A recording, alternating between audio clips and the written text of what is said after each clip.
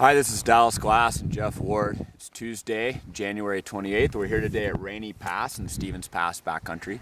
We're at about 4,600 feet on a north aspect below tree line. What appears to be a small melt freeze surface is actually harboring 20 to 30 millimeter surface hoar crystals just underneath its surface. These surface hoar crystals are well preserved as we come into this next storm cycle. You can see that the small melt freeze surface is sitting on top of the surface hoar crystals that are then perched on a solid melt freeze surface from the past 2 weeks. So we've moved up in elevation here. We're at about 5,200 feet on a north aspect, and we're still finding the surface hoar.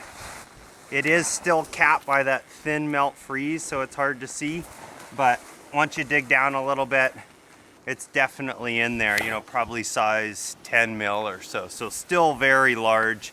This will be a weak layer at this elevation as well. And as we look out over the valley, you know, we see a lot of this open meadowy terrain. That's where you're gonna find it, on the shaded aspects where there's enough opening to the sky that it'll grow. This is perfect storm skiing terrain, but that's where we're gonna find that surface hoar as well.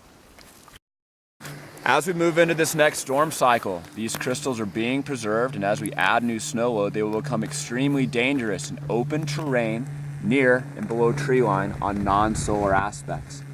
Be very cautious as the storm progresses this week and new snow loads are added to these very fragile crystals.